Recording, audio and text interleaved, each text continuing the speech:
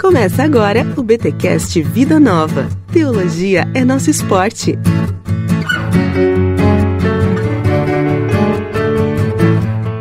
Muito bem. Começa mais um BTcast Vida Nova, o de número 11.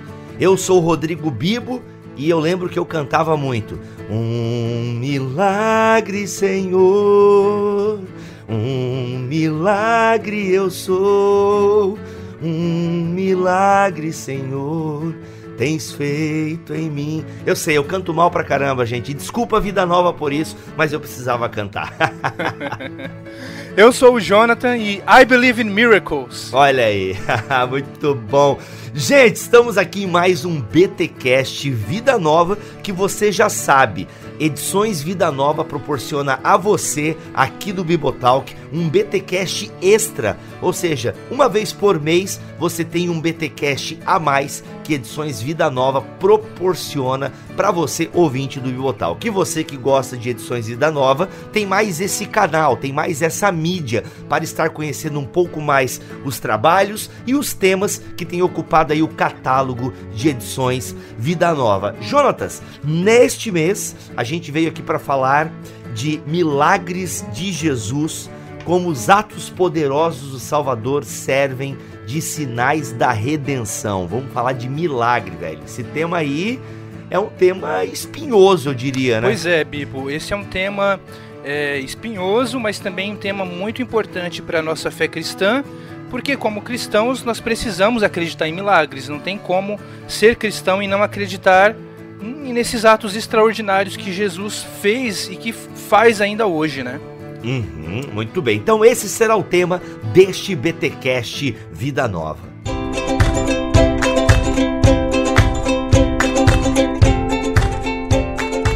Jonathan, a gente poderia começar com a definição de milagre. A princípio a gente ouve muito falar, eu digo que há uma saturação teológica quando o assunto é milagre, né? A gente vê muitas denominações fazendo os seus cultos da vitória. Então, hoje à noite o seu milagre vai acontecer, né? Então, há uma rotinização do milagre. Há alguma forma ou alguma coisa ou alguma música que você possa cantar e o milagre vai acontecer, se você acreditar, né? Então, é fato que há, né, uma espécie de, sei lá, uma macumba gospel, eu diria assim, onde você faz determinados ritos e gritos e mantras e o milagre acontece. Mas isso vai contra a própria definição do que seria milagre, não é? Sim, Bibo. O que nós vemos hoje em dia, existe uma distorção, uma banalização dos milagres. Muitas pessoas vão a igrejas como consumistas, buscando ir atrás daquilo que ela acredita que é bom para ela mesma, né? E não vão atrás de Deus por aquilo que Ele é, mas por aquilo que Ele é capaz de dar para a pessoa. Sim. Isso é um tipo de banalização do Evangelho. Agora, isso é um extremo, um lado que nós não queremos, aderir, que nós não queremos chegar. Mas, por outro lado, não podemos passar por um outro extremo a ponto de também negarmos os milagres. Milagre é um elemento essencial da fé cristã, não tem como ser cristão e não acreditar em milagres, porque nós acreditamos na ressurreição de Jesus, que é o maior milagre de todos. E se Jesus não ressuscitou dos mortos, como diz o apóstolo Paulo, é vã a nossa fé, comamos e bebamos porque amanhã morreremos, nós vivemos sem esperança.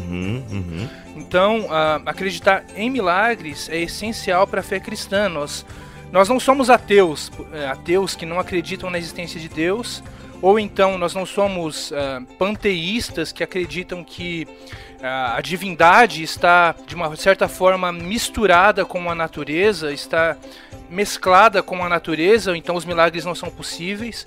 E também nós não somos deístas, né, que acredita que Deus criou o universo, Deus criou o mundo e deixou ele por conta própria. Deus não intervém, ele simplesmente deu corda no relógio e deixou ele rodando por conta própria, né? Deus não intervém mais. Tic-tac até explodir, né? Pois é. Inclusive, tá aí acho que a definição de milagre, Jonatas, a intervenção, ou seja, uma intervenção divina que de alguma forma eu poderia dizer assim que rompe, como é que eu queria usar uma palavra, mas que definir milagre não é tão simples assim, né? Mas não é que rompe com o natural, eu poderia dizer assim, né? Ele muda o curso de alguma coisa, por exemplo, assim, a cura de um câncer. Eu já ouvi testemunhos e já presenciei pessoas que foram curadas do câncer. E simplesmente o médico, e quem é da área da medicina, irmão, pode ser ateu. Você pode ser ateu, mas o cara testemunha milagre de vez em quando, mano. Porque eu mesmo conheço, né? Acompanhei o caso de uma moça de Blumenau com câncer diagnosticada, até que chegou um dia, a explicação do médico é essa: ó, não estão mais aqui as células cancerígenas. É isso aí. A explicação médica é essa: não estavam ontem, não estão hoje. Então, milagre é uma intervenção divina no curso da história, seja da humanidade ou seja do indivíduo. Então, pode ter uma explicação científica, ainda que ciência não é contra a fé, a gente já deixou isso bem claro em outros BTcasts, mas tem uma explicação. A explicação científica é essa: eu fiz o exame, tinha célula cancerígena aqui, hoje não tem. Não sabemos a causa, talvez tenha sido o tratamento, talvez tenha sido, né, um super efeito da quimioterapia, não sabemos, mas nós que somos cristãos acreditamos que houve uma intervenção divina naquela situação. Você levantou um ponto muito interessante. Milagre, por definição, não é explicado cientificamente. Por quê? Porque se fosse explicado cientificamente, seria um evento natural. Pode crer. Então, eventos naturais fazem parte do escopo científico. Mas milagres, eles são eventos que ultrapassam as causas naturais. É um tipo de suspensão de uma lei natural para a aplicação de uma lei superior, uma lei sobrenatural, digamos assim. Jonathan, eu vou levantar uma questão aqui, só pra gente, não é a pauta, mas tu falou isso, me lembrei agora. Vamos pegar as pragas do Egito. É muito comum, tanto no cinema quanto na revista Super Interessante, não que sejam fontes confiáveis, tá? Mas só pra trazer pra discussão aqui. E a galera procura dar uma explicação científica para cada praga do Egito. Inclusive eu já li isso em livros, né, de teologia que seguem o método histórico crítico, por exemplo, quando analisa a história de Israel e o próprio Êxodo. Então assim, não, era comum Moisés, como conhecedor da topografia do local, sabia onde passar pelo rio, né, numa parte rasa do rio e tal. E aí os caras explicam as correntes e não sei o que lá. Agora, o milagre não estaria bem na hora que os egípcios vão passar, o negócio enche, entende? Então, assim, você pode ter uma explicação científica para aquele ato. Eu tô usando essas intervenções divinas, né? Mas, mano, o fato delas acontecerem no exato momento em que precisava acontecer, isso não caracteriza também um milagre? Ou isso a gente chamaria de outra coisa, né? Uma intervenção divina específica? Então... Não sei, né? Fica aí pra mesa. É muita coincidência, na verdade, né? Acontecer isso naquele momento. Eu já vi também um documentário, se não me engano é do James Cameron, falando sobre o Êxodo, a passagem dos israelitas pelo Mar Vermelho. E a explicação que ele dá é bem naturalista. Se eu não me engano, a explicação foi que naquela época aconteceu uma erupção vulcânica, se eu não me engano foi o Vesúvio, isso, que desencadeou um abalo sísmico e até a ponto de fazer com que as águas do Mar Vermelho se abaixassem para que os israelitas e para que Moisés pudessem cruzar o mar, né? A questão isso reflete na maneira como nós lemos a Bíblia e como nós interpretamos as Escrituras. Os teólogos fazem uma distinção entre milagre e providência. O milagre, ele, por definição, é o evento que ultrapassa as causas naturais. Então, por exemplo, se você está em um determinado local sem as condições propícias para chuva e mesmo assim chove, nós podemos chamar aquilo de um milagre. O céu está aberto, não tem nuvens, o sol está brilhando, tá radiante e chove. Eventualmente pode ser um milagre. Agora, se existem as causas naturais presentes e determinado evento acontece a ponto de beneficiar uma pessoa, ou enfim, alguma coisa nesse sentido, nós podemos dizer que é uma providência. Então, por mais que se interprete a passagem de Moisés, a passagem do Mar Vermelho nesses termos, como James Cameron está dizendo, ainda assim foi muita coincidência que aquilo acontecesse bem naquela hora em que o povo precisava cruzar o mar. Então isso poderia ser chamado de providência divina, porque Deus está usando as causas naturais para fazer com que um evento aconteça. Agora, eu não acredito nessa possibilidade. Eu acredito que houve um milagre mesmo, que o mar se abriu, que Deus interviu lá e fez aquele evento sobrenatural. Agora, providências divinas acontecem também, a Bíblia relata. Mas acho que essa distinção é interessante. Excelente, excelente. Acho que ficou bem claro, ficou muito massa, muito legal mesmo. Uma coisa legal de mencionar é que os milagres não são logicamente incoerentes. As pessoas podem pensar, mas como assim? Milagre não é contra a lógica? Milagre é contra a lógica humana, milagre vai totalmente contra as leis da lógica, contra a racionalidade. Na verdade, os milagres não são logicamente incoerentes. Os milagres, eles são extraordinários, mas eles não são ilógicos ou contraditórios. Porque não existe nada de ilógico em ressuscitar um morto, mas existe algo de ilógico em ressuscitar um vivo. Não é verdade? Então, não faz sentido você dizer que os milagres são ilógicos. Os milagres são coerentes, sim. Eles são de acordo com a lógica, de acordo com a racionalidade. Nós não conseguimos explicá-los. Isso está além da nossa razão. Mas isso não significa que eles sejam contraditórios ou ilógicos, digamos assim. Aí, por exemplo, um machado flutuar não é uma coisa ilógica, né? Não. É possível, é possível. Uma vez que a gente entende, eu gosto muito do que o D.K. Chesterton diz. Ele fala que a gente precisa encarar o mundo de uma maneira mágica, né? Ele tem no livro dele, Ortodoxia, ele fala disso. Ele está criticando os materialistas da época dele, ou os naturalistas, e ele diz que ele apela para a linguagem dos contos de fada, dizendo que nós deveríamos encarar o mundo como se fosse um mundo mágico. A maçã é vermelha porque não é porque ela tem que ser vermelha, ela poderia ter sido de outra cor, ela poderia ter sido preta, por que não? Não existe uma lei clara e definida, determinista, de que ela deveria ser vermelha. Então, se nós compreendemos que vivemos em um tipo de mundo mágico, assim, mágico entre aspas, né? Tudo é possível. As leis da natureza, elas não são necessariamente imutáveis, elas são descritivas, elas descrevem fenômenos, mas elas não prescrevem eles, né? Então, isso é interessante. Boa, muito bom. Gente, seguindo aqui, nós estamos utilizando como base, né, como boa base dessa nossa conversa, o livro Milagres de Jesus, como os atos poderosos do Salvador servem de sinais da redenção, do Verne Poitras. É o segundo livro que vocês lançam dele, né, Jonathan? Teve o Sinfonia Teológica, é isso? Teologia Sinfônica. Teologia Sinfônica, capinha laranja, né? Excelente. Isso excelente, mesmo. Excelente. E esse é o segundo que vocês lançam dele, é isso ou não? Tô por fora.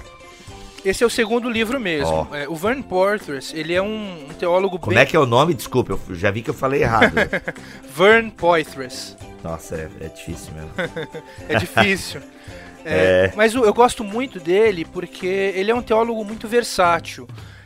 Ele escreve sobre ciência, ele escreve sobre teologia, ele escreve sobre sociologia, matemática, enfim, se você buscar informações sobre ele, você vai perceber que o campo de estudo dele é muito vasto. E esse é o segundo livro que nós publicamos. O primeiro, como você mencionou, se chama Teologia Sinfônica. E esse é o segundo livro, Milagres de Jesus. O livro, inclusive, ele parte já dessa questão de que as pessoas questionam, né, a veracidade dos milagres de Jesus. E esse questionamento que é feito hoje em dia, Jonathan, está muito ligado ao espírito do nosso tempo, né, o Zeitgeist, aí, para usar a palavra alemã, que eu acho bonito de falar. Esse espírito da época, o espírito do nosso tempo, que é justamente influenciado por essa ciência naturalista e tal. Na verdade, acreditar ou não em milagres é uma questão de cosmovisão, Bibo. Porque não existe boas razões para negar a ocorrência de milagres, a não ser que você negue a existência de Deus. Boa. Porque se você admite a possibilidade de que Deus existe, de que existe um Deus transcendente, que criou o universo... se encarnou, velho. Se encarnou, não há por que negar que... Não há por que negar a possibilidade de que esse Deus pode intervir no nosso universo e, inclusive, mexer nas leis da natureza, se for o caso, né? Então, se você admite a possibilidade de que Deus existe, os milagres são possíveis. Então, acreditar em milagres ou não é uma questão de cosmovisão. Os filósofos cristãos, em geral, eles vão dizer que negar milagres ou a argumentação que nega os milagres, ela sempre vai ser circular, no sentido de que você precisa partir do pressuposto de que milagres já não acontecem, sem antes fazer uma verificação cuidadosa, desenvolver um argumento mais cuidadoso a respeito disso. Você parte do pressuposto de que milagres não acontecem e na sua conclusão você chega à mesma coisa, milagres não acontecem. Então é uma argumentação circular, na verdade. Então nós partimos do princípio de que um Deus que se encarna, é possível fazer muitos outros milagres. E é incrível, se você lê a história da redenção, e aqui a gente começa a fazer o link, Jonathan, como os milagres estão atrelados aos atos redentivos de Deus. A gente consegue fazer essa relação, porque se a gente lê o Antigo Testamento, é incrível como o povo de Israel experienciou milagres. Eu vou tentar usar uma definição aqui, que talvez eu seja infeliz nela, mas daí você me corrige, tá? Ou seja, é como se de alguma forma, por meio dos milagres, Deus materializasse a sua ação, deixasse visível para os olhos humanos a sua ação. E o Victor Fontana, que é membro aqui da nossa equipe, ele deixa isso sempre muito claro, né? Como o povo de Israel é um povo que não entende muitas vezes, não é que não entende, eu tô falando com as minhas palavras o que o Victor ensina, mas ele é um povo assim que essa questão mais grega, né, da metafísica, do transcendente, né, do filósofo e tal. O povo judeu é muito prático, é um povo muito da prática, né, do estou vendo, isso está acontecendo, a lei eu ponho em prática no meu dia a dia, então eu visualizo o cumprimento da lei, esse tipo de coisa, né, nas minhas atitudes. E assim também a questão dos milagres, Deus deixando de forma visível a sua ação no meio do povo. Dá pra gente caminhar nessa direção? Acredito que sim, Bibo. Os milagres, sem dúvida nenhuma, eles têm uma finalidade didática, de mostrar ao povo de Deus o caráter de Deus, a bondade de Deus e autenticar a sua palavra, autenticar a sua promessa, né? Então eu acredito que sim, eu concordo plenamente.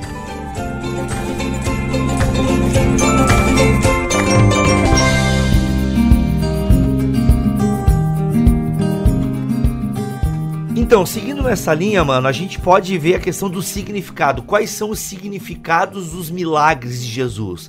E diga-se de passagem, ele realizou muitos milagres. É muito comum na leitura dos evangelhos a gente ter essa prática, né, de Jesus realizando os mais diversos milagres. A gente consegue falar de forma ampla de um significado dos milagres de Jesus? Acredito que sim. Veja, primeira coisa, nós não podemos entender que todas aquelas obras extraordinárias que Jesus fez, que nós entendemos que são milagres, essas obras não eram simplesmente acontecimentos aleatórios ou um tipo de truque de mágica, né, para impressionar as pessoas. Ainda que alguns, como a gente vai ver, consideravam Jesus um feiticeiro, né? Para outras culturas pagãs e tudo mais. Mas enfim, às vezes a gente pode cair no engano, no erro de ler a Bíblia e entender que esses milagres não têm finalidade nenhuma, estão ali simplesmente por estar, né? Mas tudo na Bíblia tem uma intenção. Os milagres narrados na Bíblia, no Antigo Testamento e nos Evangelhos mais especificamente, já que estamos falando dos milagres de Jesus, eles têm o propósito de autenticar o ministério de uma pessoa, ou no caso de Jesus, autenticar realmente quem ele era. No Antigo Testamento, quando um milagre acontecia, isso tinha a finalidade de mostrar que aquele profeta, aquilo que o profeta estava dizendo, era digno de confiança, autenticava o ministério do profeta, né? Então o Poitras até menciona uma passagem aí, lá em Lucas capítulo 7, versículo 16, quando Jesus ressuscita o filho de uma viúva, né? A reação do povo qual foi? Então o medo dominou a todos e glorificavam a Deus dizendo: um grande profeta se levantou entre nós e Deus visitou o seu povo. Então olha que interessante, as pessoas perceberam que os milagres de Jesus eram semelhantes aos dos profetas do Antigo Testamento. Os milagres mostravam assim o grande poder de Deus, né? Embora as pessoas não tivessem identificado no momento que Jesus era o Deus encarnado, isso pelo menos demonstrava que o ministério de Jesus estava sendo autenticado, como o do profeta no Antigo Testamento, né? Porque Deus estava agindo por meio dele. Trago aqui inclusive o que aprendi no mestrado, achei muito legal, sobre a questão das atividades parabólicas, né? Os milagres foram muito utilizados para esses fins, ou seja, atividades parabólicas. É algo que Jesus faz que comunica uma mensagem. Então, milagres como esse, o próprio milagre que Jesus pega, faz a papa de barro e cura o cego. Eu tive estudando essa passagem, cara, e é incrível como ela é cheia de significados, né? O fato de Jesus curar o cego, que era uma cura que estava muito ligado à vinda do Messias, o fato de Jesus fazer a papa do barro, que era num sábado, e só Deus, né, o conceito da época é que só Deus poderia trabalhar no sábado, então Jesus faz a papa de barro, que caracterizava uma espécie de trabalho, né, o fato de ter cuspido na terra e ter mexido, né, a saliva com a terra, isso caracterizava um trabalho. Então, ou seja, uma série, não foi só trazer a visão para aquele cego, mas tem uma série de outras mensagens embutidas naquela ação e naquela atividade. Então por isso que é uma atividade parabólica, é uma atividade que comunica uma mensagem, assim como esse relato que você trouxe aqui de Lucas, né? Ou seja, a cidade onde é realizado, que lembra, né, os profetas antigos, Elias, né, Eliseu, se não me falha a memória. Então a galera faz esses links, né?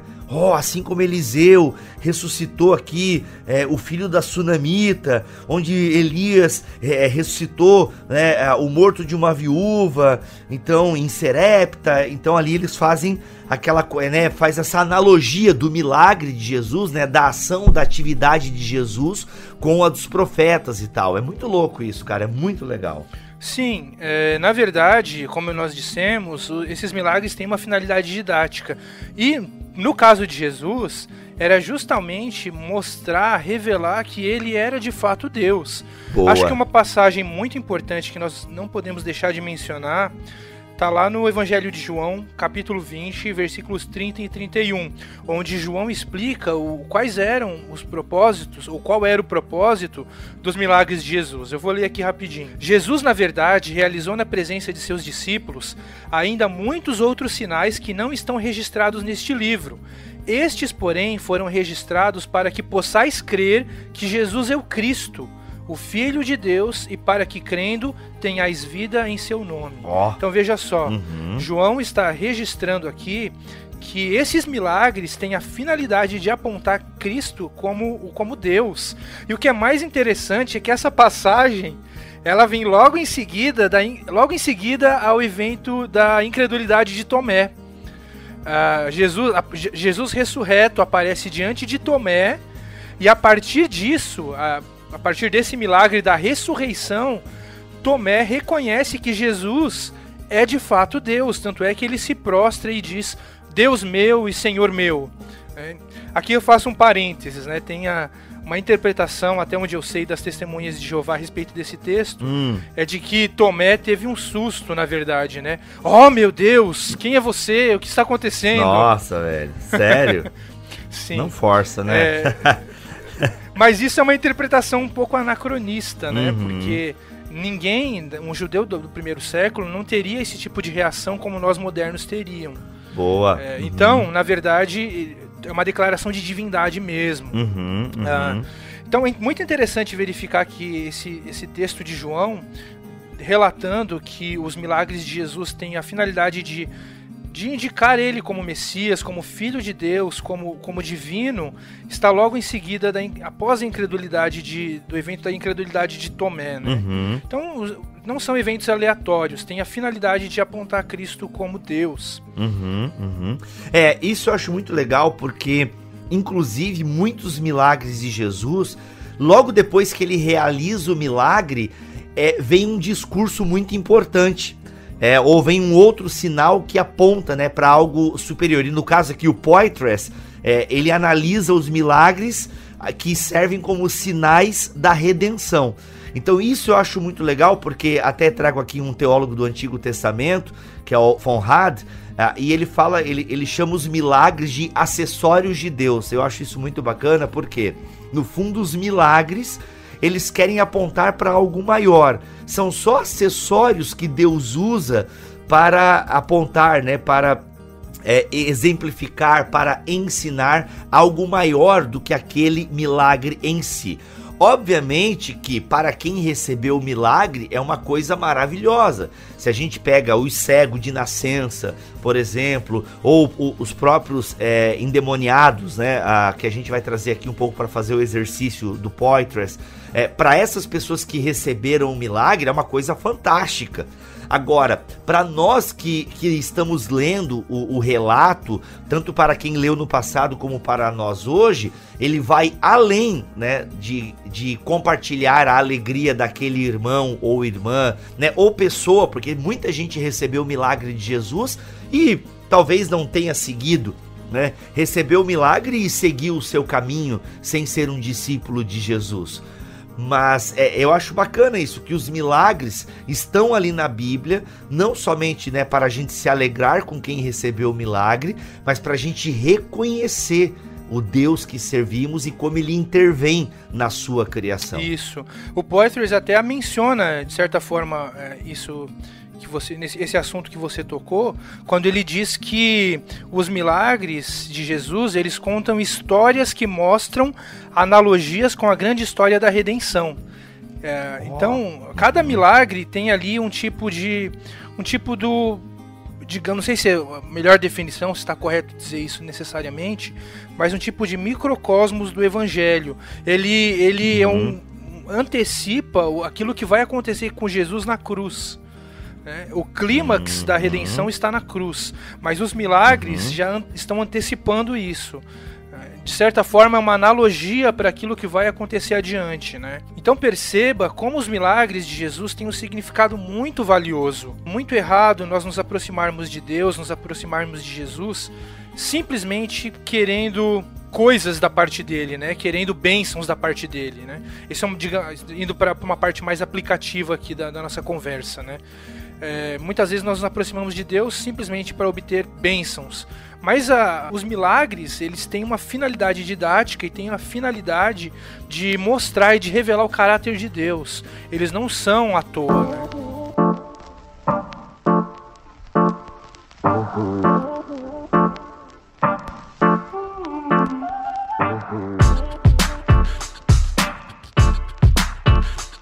E nesse livro do Poitras, Milagres de Jesus, lançado por Edições Vida Nova agora em 2018, o autor se concentra nos milagres do livro de Mateus, né, que são aí 26 milagres registrados no Evangelho de Mateus, e ele faz isso até por conta de, sei lá, talvez um amigo dele ou algum outro pesquisador que falou sobre os milagres a partir de outros evangelhos, né? Então ele meio que faz um complemento a esse outro livro que ele cita ali no prefácio. E ele também fala um pouco dos milagres em João, até porque João trata muito dos milagres como... João acho que nem usa o termo, né, milagre, usa o termo, a questão do sinal, né? É o sinal de determinada ação de Deus na história do seu povo. E eu escolhi os endemoniados gadarenos porque eles estão em todos os evangelhos sinóticos, Mateus, Marcos e Lucas. E é uma história assim que eu acho ela, vou usar um termo bem pentecostal, eu acho uma história poderosa. E a gente vai ler aqui, vamos usar qual relato? Apesar do livro focar no de Mateus, você pensou em usar Marcos, né, Jonathan? Eu acho que o relato de Marcos, ele é um pouquinho mais, digamos assim, completo. Ele tem conta mais detalhes sobre a passagem, mas a gente dialoga com o de Mateus também. Sim, e a gente tá partindo até do pressuposto que Marcos é a fonte de Mateus, é isso? Pode ser. Olha aí, esse Jonathan, olha só, muito bom. Gente, então Marcos no capítulo 5 tem essa cura do endemoniado. Eu não vou ler aqui todos os versículos, que são aproximadamente aí 20 versículos contando essa história, mas fala que Jesus, ele atravessou o mar e ele foi para a região dos Gerazenos ou Gadarenos. O termo aí varia de acordo com as cópias dos manuscritos dos evangelhos.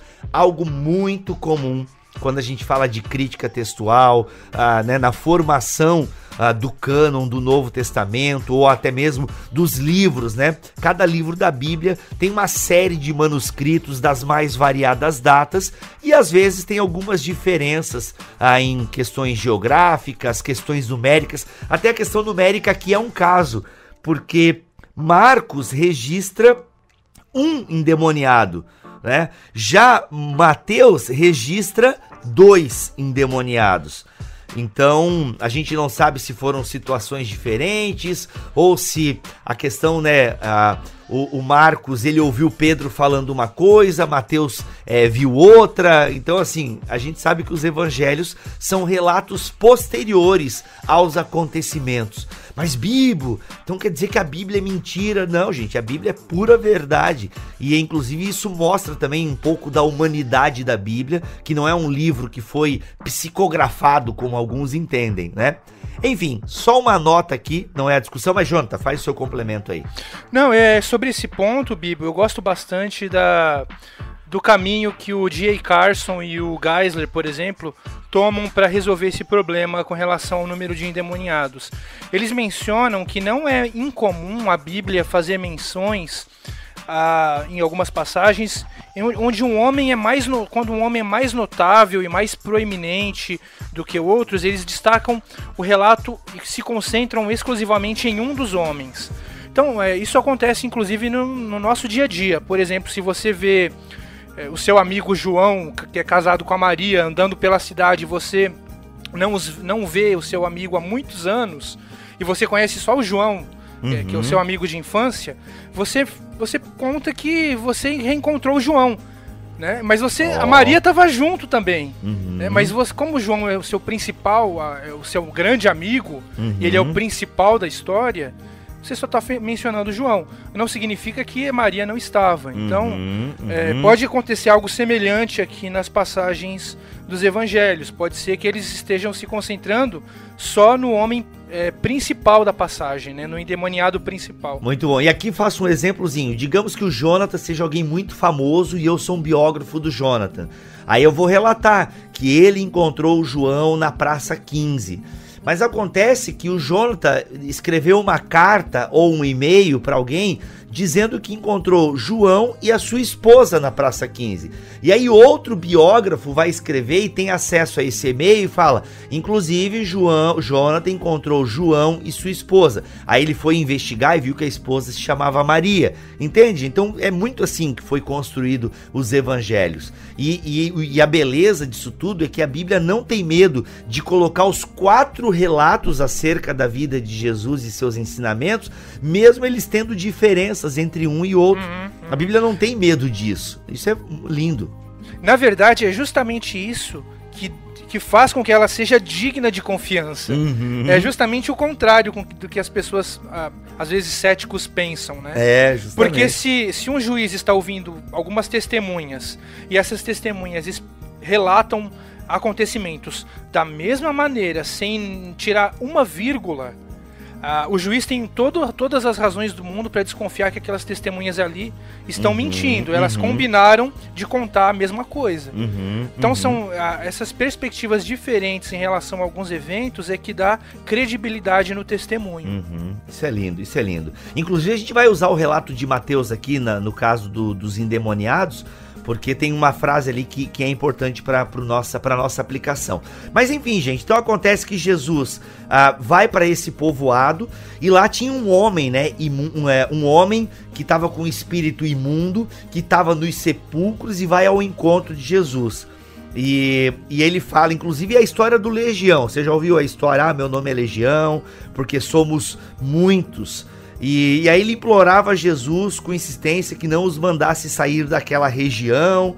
E aí Jesus tem ali uma manada de porcos, né? A torcida do Palmeiras organizada ali perto. Brincadeira, gente, eu sou palmeirense, eu posso fazer piada. Eu também. Tá, olha aí, então tá tudo em casa. Então tem ali uma manada de porcos e eles imploram para Jesus, né?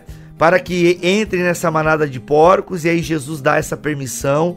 E os porcos, eles se precipitam, né? Eles se atiram precipício abaixo em direção ao mar e nele se afogou.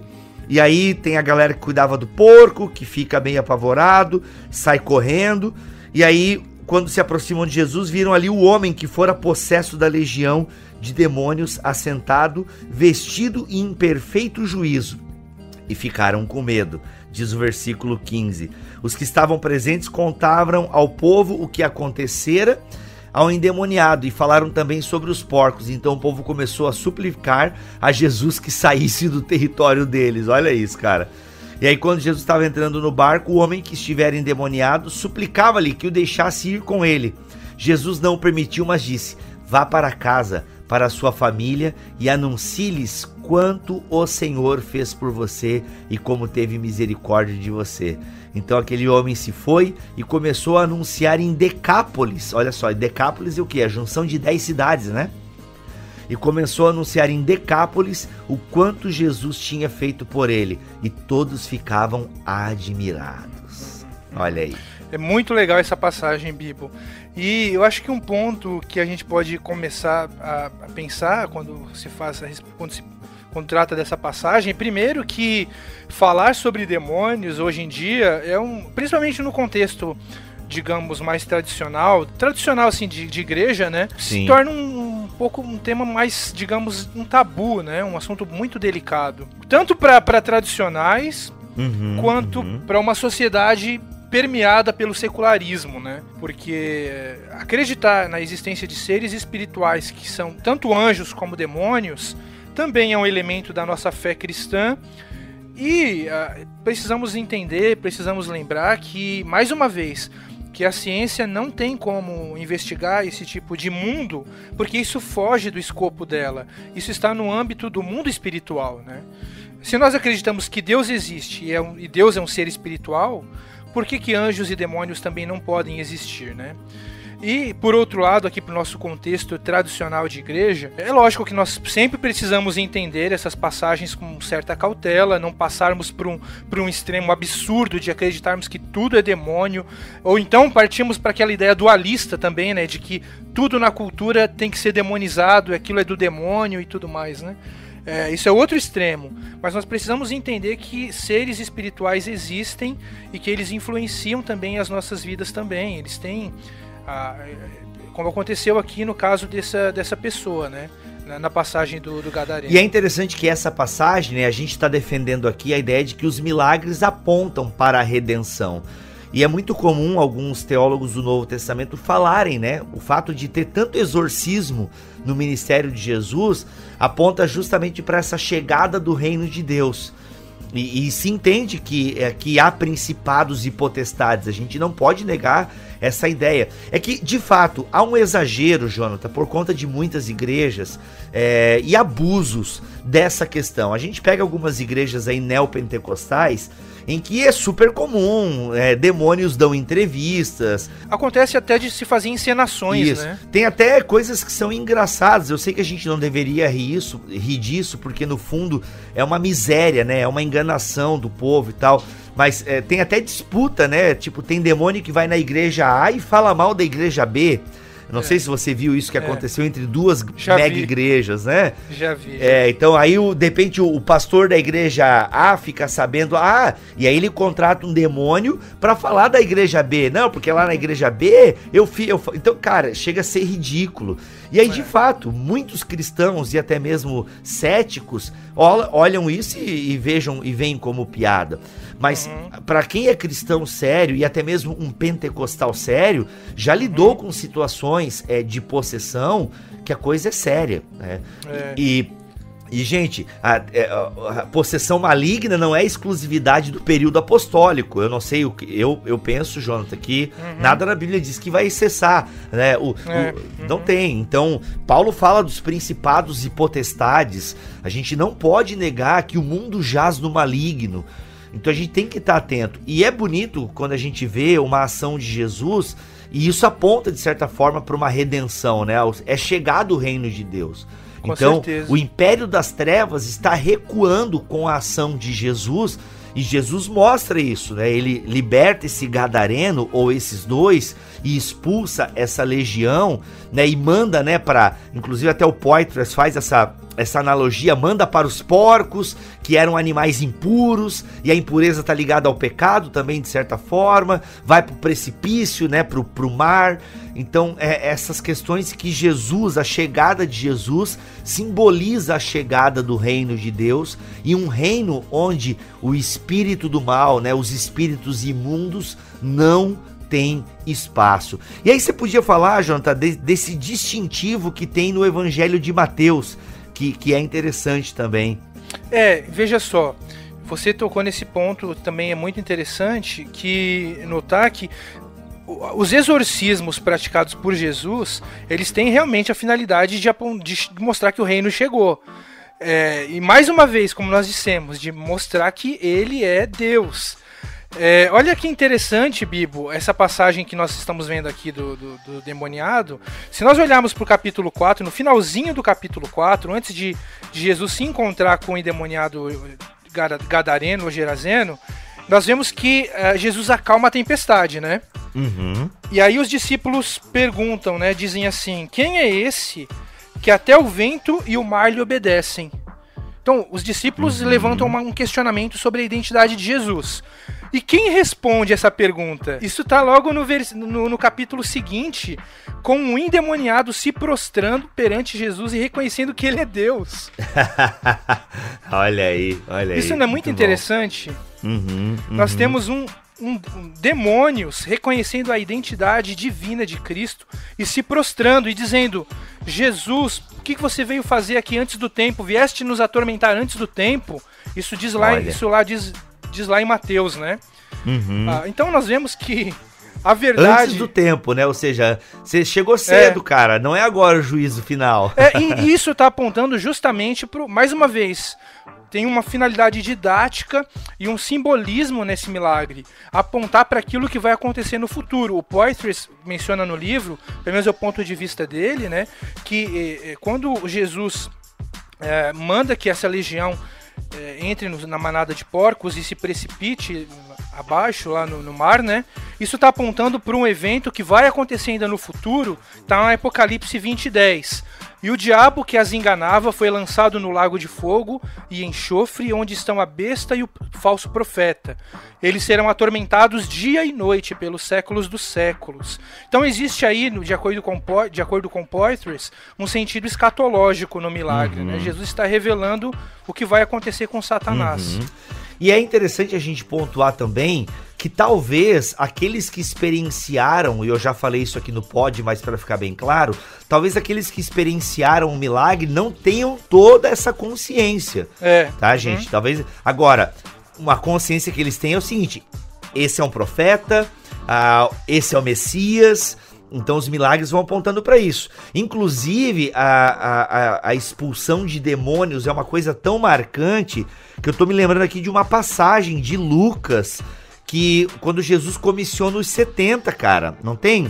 E eles voltam o quê? Admirados, porque os demônios se submetem.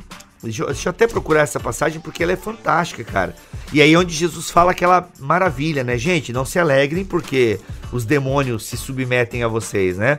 Mas se alegrem porque o nome de vocês está escrito no livro da vida. Que está lá em Lucas capítulo 10, versículo 17. Os 72 voltaram alegres e disseram: Senhor, até os demônios se submetem a nós em teu nome.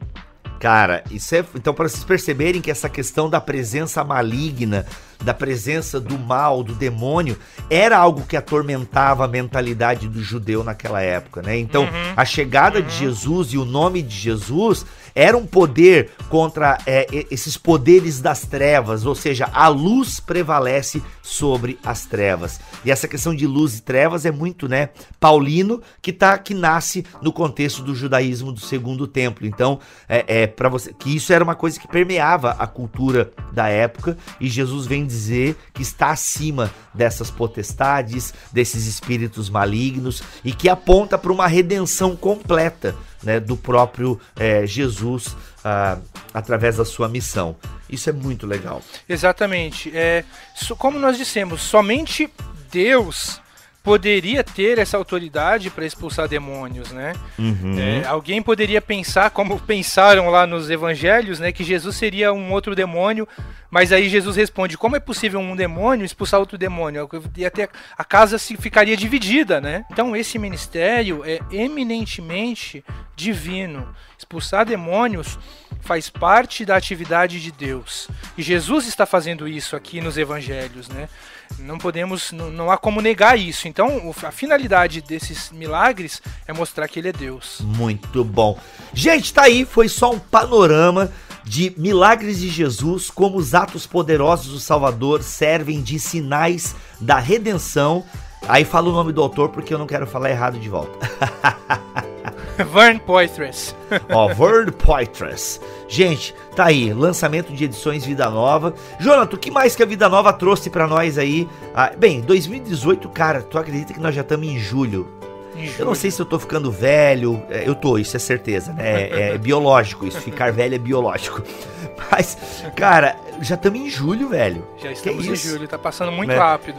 Eu ia perguntar pra ti assim, o que a Vida Nova já lançou esse ano? Mano, nem dá pra falar, porque já foi muita coisa. É muita coisa. Mas, nesses últimos 2 meses aí, Jonathan, por exemplo, o que a gente consegue pontuar de lançamento? Ou o que você gostaria de pontuar de lançamento de edições Vida Nova?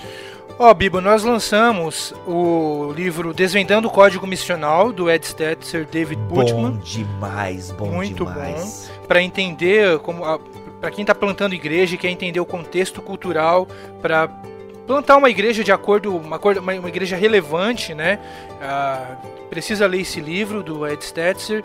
Nós temos também, foi publicado o livro A Atração por Pessoas do Mesmo Sexo e a Igreja, do Ed Shaw, um livro extremamente importante para o nosso contexto, um assunto delicado, mas o Ed Shaw trata dessa questão de uma maneira muito empática, muito sensível, mostrando, desvendando assim, os mitos a respeito do assunto e nos encorajando a pensarmos de uma maneira mais amorosa sobre isso também. Outro livro que acabou de sair do forno foi o do Daniel para Você, da série Estudando a Palavra, né? Nós já temos alguns livros do Tim Keller, que é de Juízes, Gálatas e Romanos, e agora saiu de Daniel.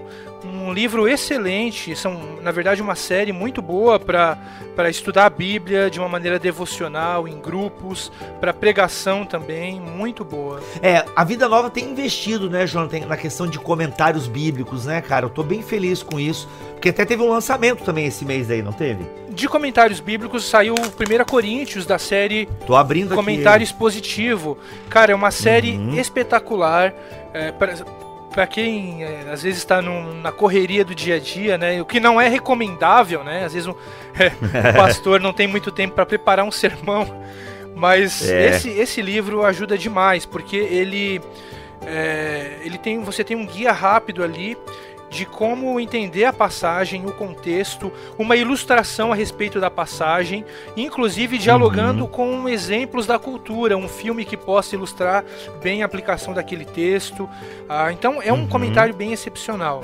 Nós temos o de Romanos, nós temos o de 1º e 2º Samuel, e agora saiu de 1 Coríntios. Esse ano ainda saiu de Marcos. Olha, o de Marcos eu acho que é até mais grossinho, não é? Eu acho que é um pouquinho mais, sim. Não, gente, muito bom. Eu tenho usado essa série aqui, comentários positivos, e tenho gostado bastante justamente pela agilidade nas informações, sabe? Então, assim, isso é muito legal. Fica aí a dica. Eu tenho os 3 que vocês já lançaram. Acho que foi 3, né? Você falou Foram 3, E eu tenho também esse do Timothy Keller, dos comentários aí de Romanos para você, né? Isso. Que é Daniel para você também. E esse de Romanos é muito bom. Também vai nessa pegada, vai direto ao ponto e tá ótimo para estudo, para preparar um estudo bíblico, reuniões, pequenos grupos. Acho muito legal, muito bacana esse investimento da Vida Nova em comentários bíblicos. Legal. Muito bom. Cara, se a gente te perguntar, vai aqui no finalzinho mesmo. Dá pra adiantar alguma coisa que vai vir esse ano aí? Bom, falando sobre lançamentos, o que ainda estão por vir, Bibo, nós temos aí Tim Keller, Deus na Era Secular, um livro espetacular. Seria um tipo de segundo volume do livro A Fé na Era do Ceticismo. Eita. Não são livros, assim, necessariamente dependentes um do outro, de modo que você tenha que ler um primeiro para depois ler o outro, não. São livros assim, que obviamente se comunicam porque tratam da mesma temática. Mas nesse livro, o objetivo do Keller é se dirigir a secularistas e convidá-los a pensar sobre o cristianismo também. Jonathan, precisamos fazer aqui um parênteses porque você tem o dever moral de assistir a palestra, 23 minutos, Jonathan? 25. 25 minutos que o Tim Keller dá ao parlamento inglês, é isso? Cara, eu assisti. Obrigado, Jonathan, por ter legendado, porque eu não domino os inglês assim. E você legendou, ou a sua equipe aí do Tuporém. Cara, sério, gente, pare 23 minutos para assistir a palestra de Tim Keller ao parlamento inglês. Sério, você tem que assistir. Como diz o Guilherme de Carvalho, tem pessoas que falam sobre teologia pública.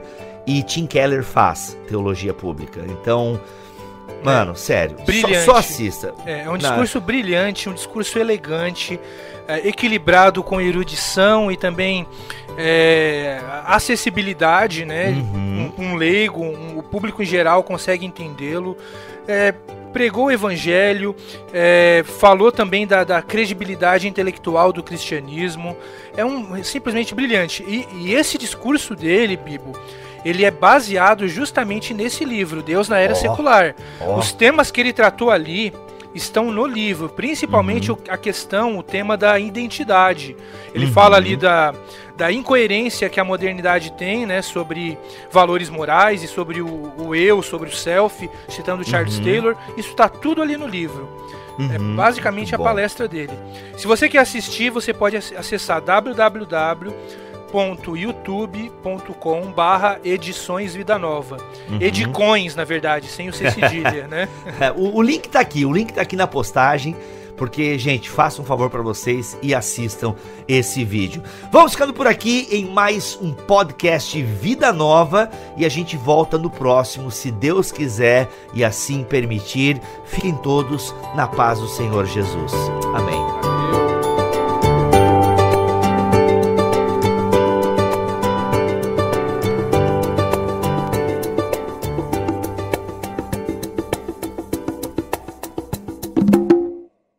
Este podcast foi editado por Bibotalk Produções.